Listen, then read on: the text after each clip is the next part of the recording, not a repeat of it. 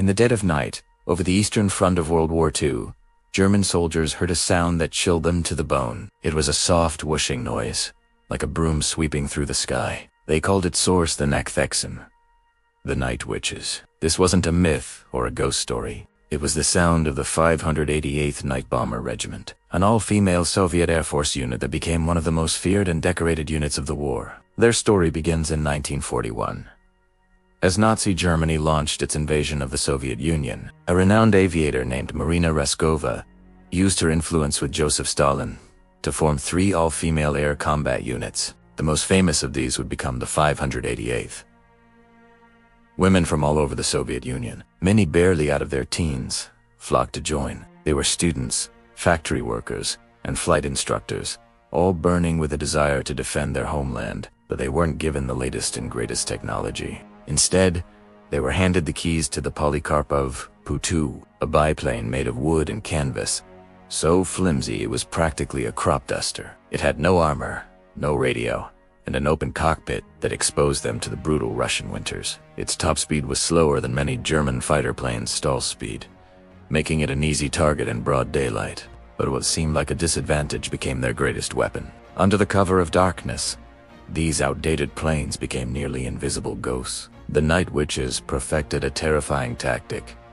They would fly in formations of 3. 2 planes would act as decoys, attracting German searchlights and anti-aircraft fire. While the enemy was distracted, the 3rd plane would cut its engine and glide silently towards the target.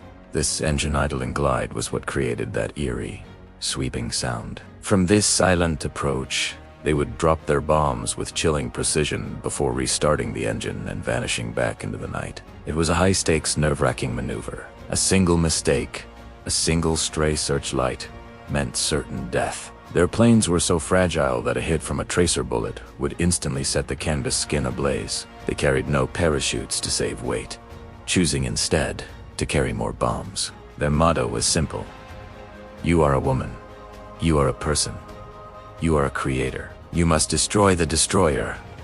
Their missions were relentless. They flew in all weather, sometimes completing up to 18 missions in a single night. The pilots and navigators would return, rearm, refuel, and immediately take off again. Their ground crews, also all women, worked tirelessly in freezing conditions to keep the fragile planes airworthy, often using whatever scraps they could find for repairs. They faced not only the enemy but also skepticism and mockery from some of their male counterparts. Yet, they proved their worth time and time again. They flew harassment bombing missions, disrupting German supply lines, destroying encampments, and shattering the morale of enemy troops who could never get a peaceful night's sleep. They weren't just a nuisance. They were a strategic nightmare. The German command was so rattled that any pilot who shot down a Night, which was automatically awarded the prestigious Iron Cross. By the end of the war, the women of the 588th had flown over 24,000 combat missions and dropped 23,000 tons of bombs. They were the most highly decorated female unit in the Soviet Air Force, with dozens of its members earning the title Hero of the Soviet Union, the nation's highest honor. Despite their incredible bravery and success, their story was largely suppressed after the war. In a world eager to return to traditional gender roles, the image of these fierce female warriors didn't quite fit. Their unit was disbanded, and many of their incredible achievements were swept under the rug of history. But legends have a way of surviving. The legacy of the Night Witches is a powerful testament to courage, resilience, and defiance in the face of overwhelming odds. They took outdated equipment, turned its weaknesses into strengths, and flew into the heart of danger night after night. They proved that heroism knows no gender. They were not just pilots. They were protectors, innovators, and legends who wrote their story in the dark skies over a war-torn continent.